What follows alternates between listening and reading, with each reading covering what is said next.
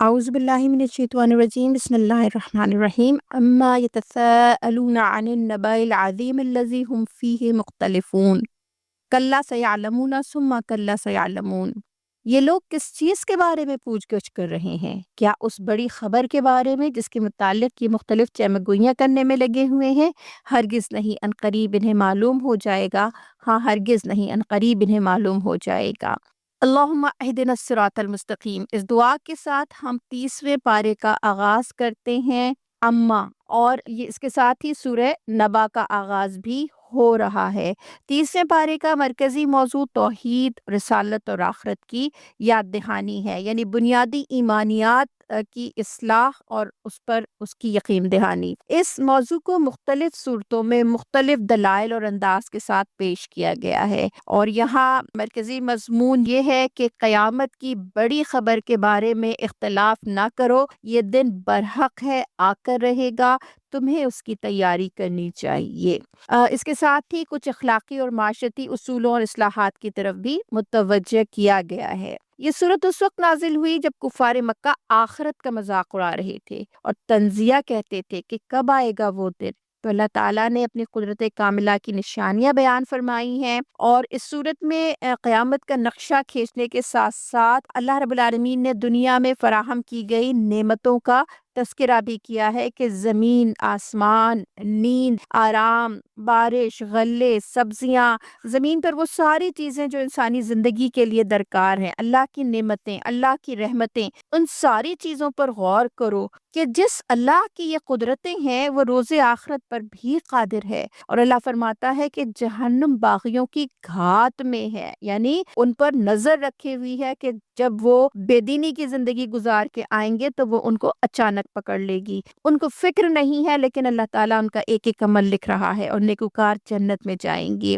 آخری پیراگراف جو ہے وہ بہت زیادہ غور کرنے والا ہے۔ اللہ تعالیٰ فرماتا ہے کہ جس دن حضرت جبرائیل علیہ السلام اور تمام فرشتے سر جھکائے کھڑے ہوں گے، اللہ کی عدالت قائم ہوگی، کافر اس روز اپنی ناکامیاں دیکھ کر حسرت سے پکار اٹھیں گے کہ کاش میں خاک ہوتا اور دوبارہ زندگی نہ ملتی، لیکن اس کاش کا کوئی حاصل نہیں ہے۔ ابھی آج کی دنیا میں قرآن سے سبق حاصل کر لیں اور اپنی دنیا بہتر کر لیں اس کی روشنی میں، اور اپنی آخرت کامیاب بنا لیں اس کی روشنی میں۔ بسم اللہ الرحمن الرحیم۔ سورہ نازعات یہ مکی صورت ہے، اور اس کا مرکزی مضمون قرآن کے عقیدہ آخرت کو تسلیم کرو اور فرعونیت اور سرکشی سے بچو، اور اللہ کا تقوی اور اللہ کی خشیت اختیار کرو۔ نازعات سے مراد فرشتے ہیں جن کی قسم کھائی گئی ہے۔ اس کا موضوع قیامت کی یاد دہانی ہے اور آخرت کی تیاری ہے۔ فرشتے اللہ کے حکم کے مطابق مختلف ذمہ داریاں ادا کرتے ہیں، انسان کی جان اس کے جسم سے نکال کر لے جاتے ہیں، اور پوری کائنات میں اللہ کے احکامات کی بجاوری میں لگے ہوئے ہیں۔ کافروں کا یہ تصور تھا کہ جب ہڈیاں بوسیدہ ہو جائیں گی تو پھر دوبارہ کیسے زندہ ہوں گی؟ اللہ تعالیٰ نے جواب دیا ہے کہ ایک ہی زوردار ڈانٹ پڑے گی اور سب مردے اٹھ کھڑے ہو جائیں گے اور خود کو کھلے میدان میں موجود پائیں گے۔ پھر قصہ موسیٰ علیہ السلام اور فرعون کا تذکرہ کیا گیا ہے کہ کیسے فرعون نے سرکشی کی اور اسے عبرت کا نشان بنا دیا گیا۔ قیامت تک آنے والے انسانوں کے اندر اس میں نصیحت ہے، اور قیامت کے برپا ہونے کی خبر دی ہے، اور بتایا کہ جنت اور دوزخ دونوں سامنے لے آئی جائیں گی، اور جن لوگوں نے سرکشی کی، آخرت کو فراموش کیا، ان کا ٹھکانہ جہنم ہوگی، اور جو اللہ سے ڈرتے رہے، اللہ کا تقوی اختیار کیا اور ان تمام چیزوں سے پرہیز کرتے رہے جن سے اللہ نے روکا ہے، اور اپنے نفس کو بری خواہشات سے روکے رکھا، ان کا ٹھکانہ جنت ہوگا۔ یہ ماہ مبارک ہے۔ اللہ تعالیٰ نے روزے کی عبادت بھی اسی لیے فرض کی ہے کہ ہم اپنے نفس کی تربیت کریں اور اسے غلط خواہشات سے روک کر اللہ کی بندگی کی طرف رغبت دلائیں۔ آخرت کے دن انسان کو محسوس ہوگا کہ دنیا میں ان کا قیام ایک دن یا دن کے کچھ حصے ہی رہا ہے۔ کاش انسان غفلت سے نکل آئے اور اللہ کی طرف سے اس یاد دہانی سے فائدہ اٹھائے۔ سورہ عبس بھی مکی ہے، اور ابس کا مطلب ہے تیوری چڑھانا، ناگواری کا اظہار کرنا۔ اور اس صورت میں نبی کریم صلی اللہ علیہ وسلم کو اللہ تعالیٰ نے تنبیہ فرمائی ہے کہ حضرت ابن مکتوم جو ایک نابینا صحابی تھے، آپ صلی اللہ علیہ وسلم کی خدمت میں حاضر ہوئے، کچھ سوال کرنا چاہتے تھے، اور اس وقت آپ صلی اللہ علیہ وسلم کے پاس قریش کے سردار بیٹھے ہوئے تھے، اور آپ صلی اللہ علیہ وسلم نے ان کو توجہ دی، اور یہ مؤثر افراد اگر دعوت قبول کر لیتے تو ان کے پورے دائرے اثر تک یہ دعوت پہنچ سکتی تھی۔ یہی چیز آپ صلی اللہ علیہ وسلم کے پیش نظر تھی، لیکن دراصل اس صورت میں عتاب سرداران قریش پر ہے، جو اپنے تکبر اور ہٹھرمی کی بنا پر آپ صلی اللہ علیہ وسلم کی دعوت کو حقارت سے دیکھ رہے تھے۔ پھر اللہ تعالیٰ نے قرآن پاک کا نصیحت اور بلند پایہ کتاب ہونا ثابت کیا ہے۔ یہاں یہ بات بھی سمجھ میں آتی ہے کہ بے شک ایک نابینا صحابی ایک وہ فرد جو دنیا کے لحاظ سے کمزور سمجھا جاتا ہے لیکن ایمان کی طرف رغبت رکھتا ہے، اللہ کے نزدیک وہ زیادہ اہم ہے بنسبت دنیا کی بڑی بڑی شخصیتوں سے۔ اس کے بعد اللہ نے انسان کو اپنی ساخت کی طرف متوجہ فرمایا ہے کہ جو رزق وہ کھاتا ہے اس کے فراہم کرنے کے نظام پر متوجہ کر کے اس سے آخرت پر دلائل قائم کیے ہیں، اور آخرت کا منظر کھینچا ہے کہ وہ دن بہت سخت ہوگا، اور اس دن کچھ چہرے روشن ہوں گے اور کچھ سیاہ ہوں گے۔ انسان اپنے والدین، اولاد، بہن بھائی اور خاندان کو فدیے میں دینے کو تیار ہو جائے گا کہ اسے اس دن کے عذاب سے بچا لے، لیکن یہ ممکن نہیں ہوگا۔ اللہ تعالیٰ ہمیں اس دن کی تیاری کی توفیق عطا فرمائے، آمین۔ بسم اللہ الرحمن الرحیم۔ سورہ تکویر، سورہ انفطار اور سورہ مطففین یہ تینوں مکی ہیں، اور تینوں اپنے مضامین کے اعتبار سے ہم آہنگ ہیں۔ ان تینوں صورتوں میں آخرت کی بے انتہا مؤثر منظر کشی کی گئی ہے، اور انسان کو اس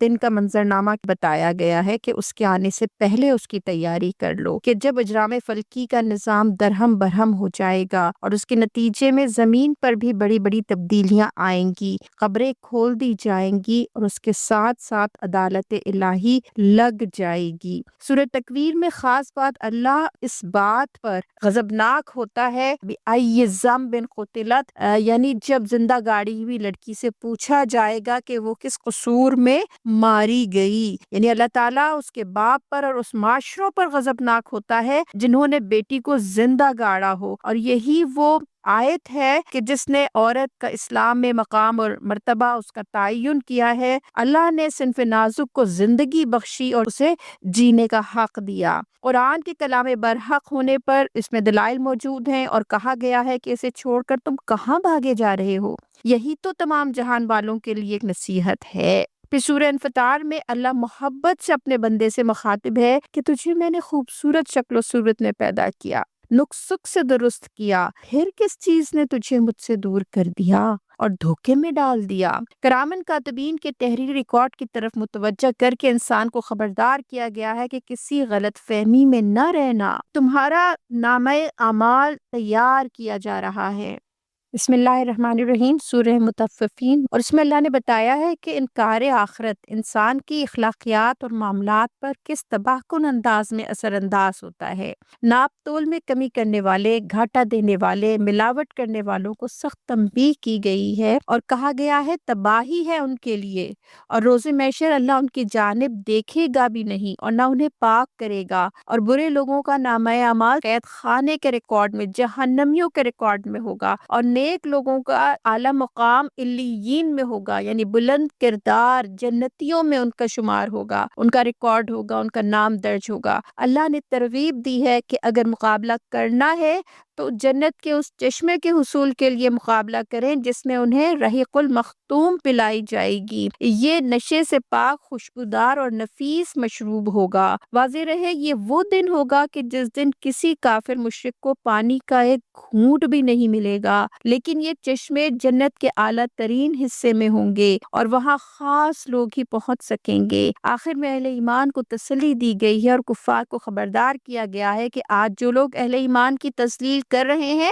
قیامت کے روز یہ مجرم اپنی اس روش کا بہت برا انجام دیکھیں گے، اور ایمان لانے والوں کو ان مجرمین کا برا حال دیکھ کر تسلی ہوگی۔ فرمایا پیارے نبی نے کہ جو کوئی چاہتا ہو کہ روز قیامت کو اس طرح دیکھ لے جیسے آنکھوں سے دیکھا جاتا ہے تو وہ سورہ تکویر، سورہ انفطار اور سورہ انشقاق کو پڑھ لے۔ انسان کو متوجہ کیا گیا ہے کہ اسے شعور حاصل ہو یا نہ ہو، بہرحال وہ چاروں ناچار اپنی آخرت کی طرف بڑھتا چلا جا رہا ہے۔ ہر گزرتا لمحہ، ہر گزرتا دن اسے اپنی موت سے، اپنی آخرت سے قریب کر رہا ہے، جہاں اسے اپنے رب کے سامنے پیش ہونا ہے۔ اور بہتر یہی ہے کہ انسان کو اللہ تعالیٰ نے ہدایت کے جو دو ذرائع رکھے ہیں دنیا کے اندر، ایک قرآن مجید اور دوسرے سنت رسول اللہ صلی اللہ علیہ وسلم، اس کے ذریعے سے اپنے شعور کی آبیاری کرے، اپنے اندر تقوی کی کیفیت پیدا کرے۔ اور پھر اللہ بتاتا ہے کہ پھر سب انسان دو حصوں میں بٹ جائیں گے،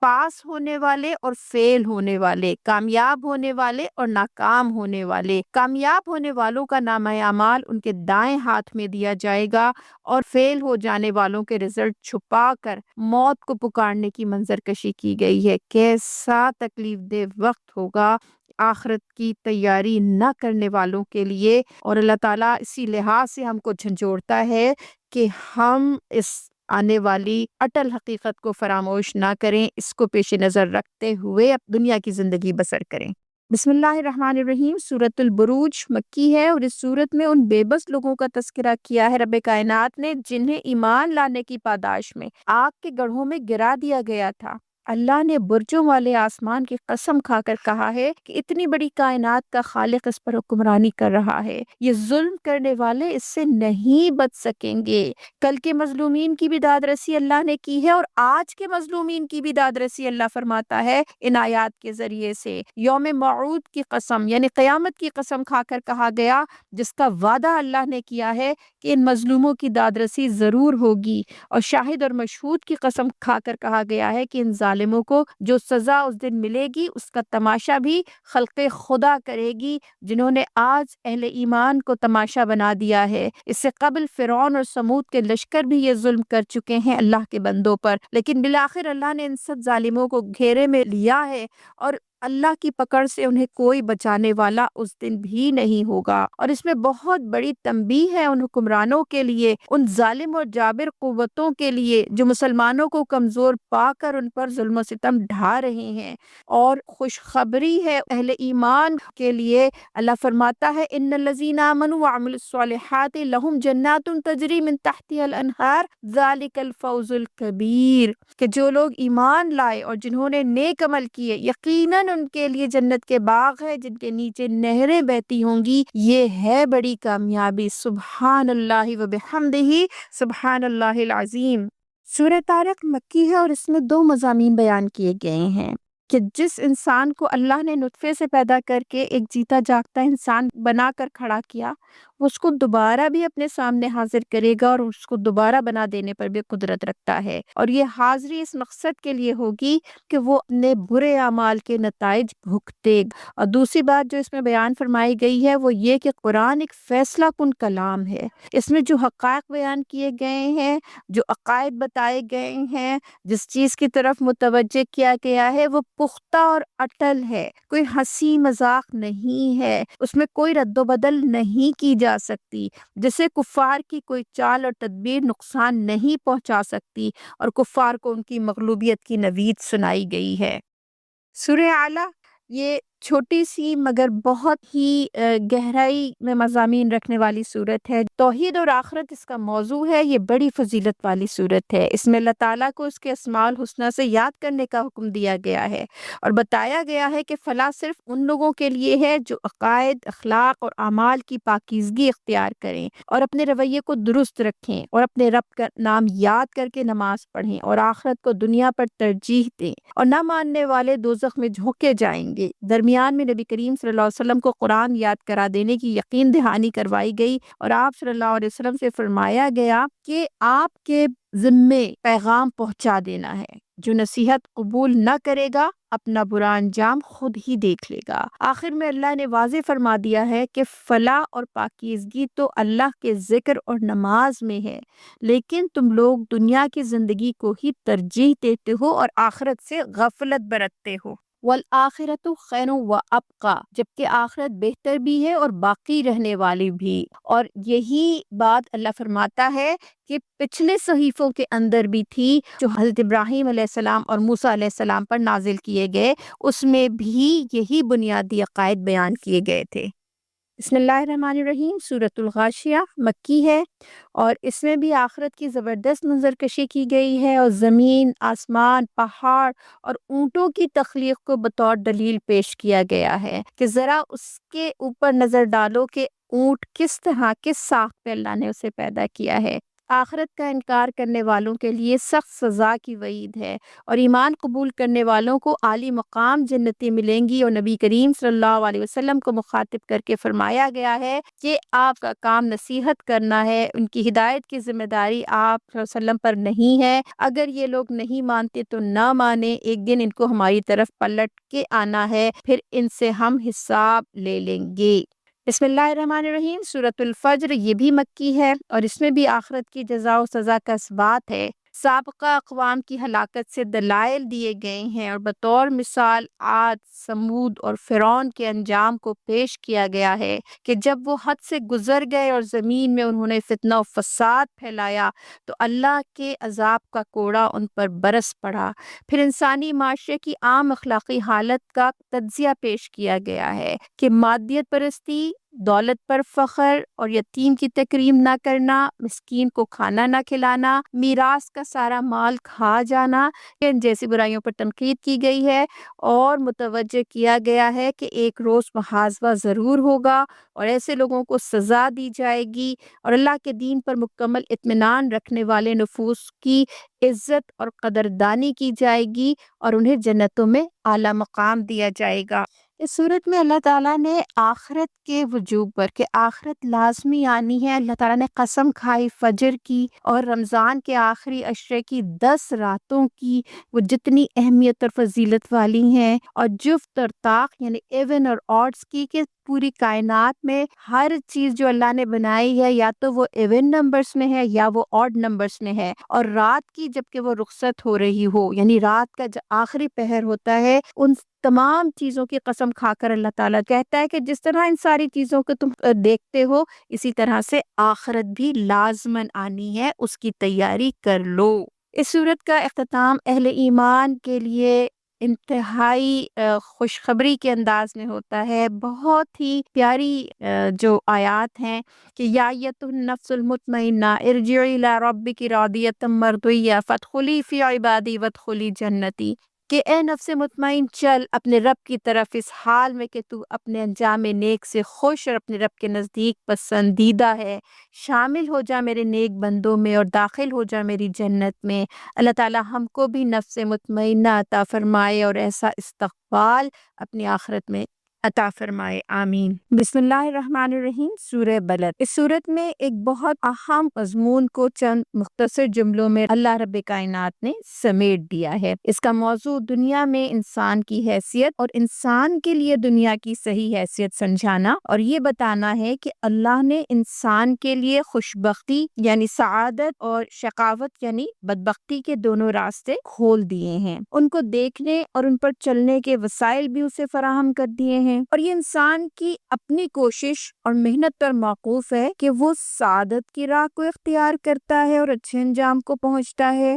یا بدبختی کی راہ، شقاوت کی راہ کو اختیار کر کے برے انجام سے دوچار ہوتا ہے۔ آغاز اس طرح ہوتا ہے کہ سب سے پہلے شہر مکہ اور اس میں رسول اللہ صلی اللہ علیہ وسلم پر گزرنے والے مصائب اور پوری اولاد آدم کی حالت کو اس حقیقت پر گواہ کی حیثیت سے پیش کیا گیا ہے کہ یہ دنیا انسان کے لیے آرام گاہ نہیں ہے جس میں وہ مزے اڑانے کے لیے پیدا کیا گیا ہو، بلکہ یہاں اس کی پیدائش ہی مشقت کی حالت میں ہوئی ہے۔ لقد خلقنا الانسان فی کبد، یعنی اس دنیا میں انسان کی مستقبل کا انحصار اس کی سعی اور کوشش اور محنت و مشقت پر ہے۔ اس کے بعد انسان کی غلط فہمی دور کی گئی ہے کہ یہاں بس وہی ہے اور اوپر کوئی بالاتر طاقت نہیں ہے جو اس کے تمام اعمال کی نگرانی کرنے والی ہو اور اس کا مواخذہ کرنے والی ہو۔ پھر انسان کے بہت سے جاہلانہ اخلاقی تصورات میں سے ایک چیز کو بطور مثال لے کر بتایا گیا ہے کہ دنیا میں اس نے بڑائی اور فضیلت کے کیسے غلط معیارات تجویز کر رکھے ہیں۔ جو شخص اپنی کبریائی کی نمائش کے لیے ڈھیروں مال لٹاتا ہے وہ خود بھی اپنی ان شاخ خرچیوں پر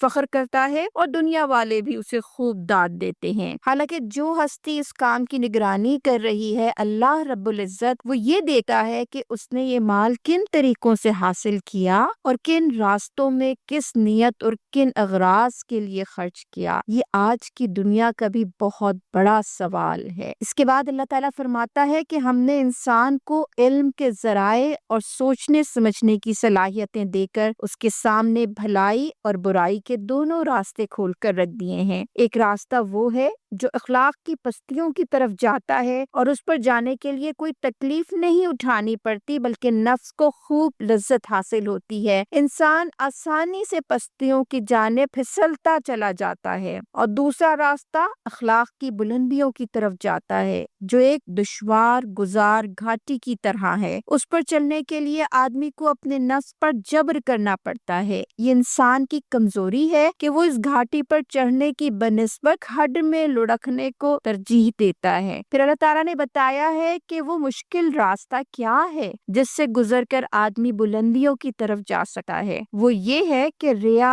اور فخر اور نمائش کے اخراجات چھوڑ کر آدمی اپنا مال یتیموں اور مسکینوں کی مدد پر خرچ کرے۔ یہ تزکیہ نفس اور اپنے اندر اخلاص کی پرورش کا ذریعہ ہے، اور پھر اسی اخلاص اور بے غرضی کے ساتھ اہل ایمان کے گروہ میں شامل ہو کر ایک ایسے معاشرے کی تشکیل میں حصہ لے جو صبر کے ساتھ حق پرستی کے تقاضوں کو پورا کرنے والا اور خلق خدا پر رحم کھانے والا ہو۔ اور اللہ تعالیٰ ان کو دائیں بازو والا قرار دیتا ہے، اصحاب المیمنہ، اور اس راستے پر چلنے والوں کا حسن انجام یہ ہے کہ اللہ تعالیٰ کی رحمتوں کے وہ مستحق قرار پاتے ہیں، اور اس کے برعکس دوسرا راستہ اختیار کرنے والوں کو اللہ تعالیٰ اصحاب المشأمہ یعنی بائیں بازو والے کہتا ہے، اور ان کا انجام دوزخ کی آگ ہے جس سے نکلنے کے سارے دروازے بند ہیں۔ اللہم اغفرنا، اللہم اجرنا من النار، اللہ تعالیٰ ہمیں دائیں بازو والوں میں شامل فرما لے، آمین۔ بسم اللہ الرحمن الرحیم، سورہ شمس۔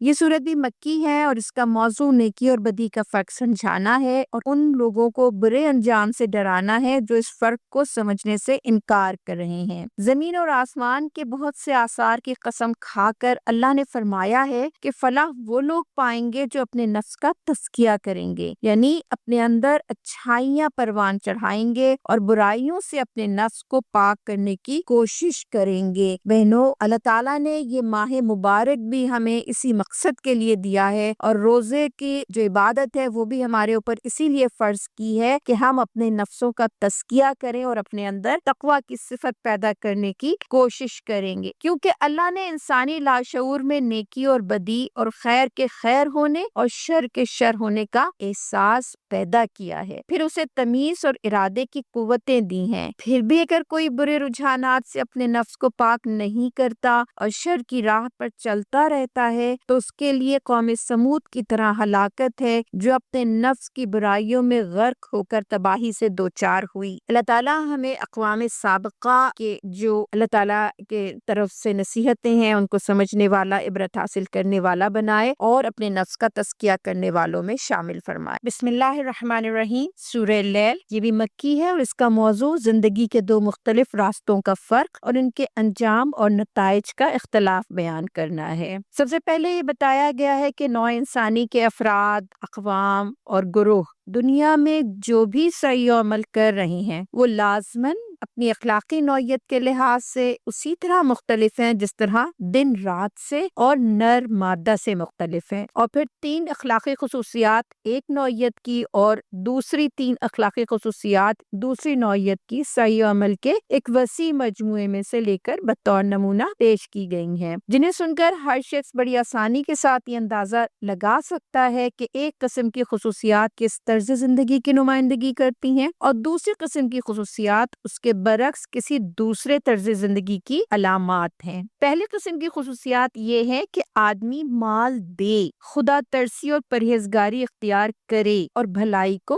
بھلائی مانے۔ دوسری قسم کی خصوصیات یہ ہے کہ اس کے برعکس وہ بخل کرے، اللہ کی رضا اور ناراضگی کی فکر سے بے پرواہ ہو جائے اور اچھی اور بھلی بات کو جھٹلا دے۔ پھر بتایا گیا ہے کہ یہ 2 طرز عمل جو بالکل ایک دوسرے سے مختلف ہیں، اپنے نتائج کے اعتبار سے ہرگز یکساں نہیں ہے۔ پہلے طرز عمل کو جو شخص یا گروہ اختیار کرے گا، اللہ تعالیٰ اس کے لیے زندگی کے صاف اور سیدھے راستے کو آسان کر دے گا، یہاں تک کے لیے اس کے لیے نیکی کرنا آسان پر بدی کرنا مشکل ہو جائے گا، اور دوسرے طرز عمل کو جو بھی اختیار کرے گا اللہ تعالیٰ اس کے لیے غلط اور سخت راستے کو سہل کر دے گا، آسان کر دے گا، یہاں تک کے لیے اس کے لیے بدی کو کرنا آسان ہو جائے گا اور نیکی کرنا اس کو بہت مشکل لگے گا۔ اور یہاں پر انتہائی مؤثر انداز میں اللہ تعالیٰ نے اس موضوع کا اختتام کیا ہے کہ دنیا کا یہ مال جس کے پیچھے آدمی جان دیے دیتا ہے، آخر قبر میں تو اس کے ساتھ جانے والا نہیں ہے نا، تو پھر مرنے کے بعد اس کے یہ کس کام آئے گا؟ یہ اللہ تعالیٰ ایک سوال اس کے سوچنے کے لیے چھوڑتا ہے کہ پھر اس کو اپنے مال کے لیے کیا طرز عمل اختیار کرنا چاہیے۔ تو دوسرے حصے میں بھی اسی اختصار کے ساتھ مزید 3 حقیقتیں بیان کی گئی ہیں۔ ایک یہ کہ اللہ نے دنیا کی اس امتحان گاہ میں انسان کو بے خبر نہیں چھوڑا، بلکہ اس نے یہ بتا دینا اپنے ذمہ لیا ہے کہ زندگی کے مختلف راستوں میں سے سیدھا راستہ کون سا ہے۔ اپنے رسول اور اپنے کتاب بھیج کر اس نے اپنی یہ ذمہ داری ادا کر دی ہے۔ اور دوسری حقیقت یہ بیان کی گئی ہے کہ دنیا اور آخرت دونوں کا مالک اللہ ہے، دنیا مانگو گے تو وہ بھی اسی سے ملے گی، اور آخرت مانگو گے تو اس کا دینے والا بھی وہی ہے۔ یہ فیصلہ کرنا اب ہمارا کام ہے کہ ہم اس سے کیا مانگتے ہیں۔ قرآن کریم میں اللہ رب کائنات نے خود ہماری رہنمائی فرما دی ہے کہ ہمیں اس سے کیا مانگنا چاہیے۔ ربنا آتنا فی الدنیا حسنۃ وفی الآخرۃ حسنۃ وقنا عذاب النار، کہ اللہ تعالیٰ ہمیں دنیا اور آخرت دونوں جگہ کی بھلائی عطا فرمائے اور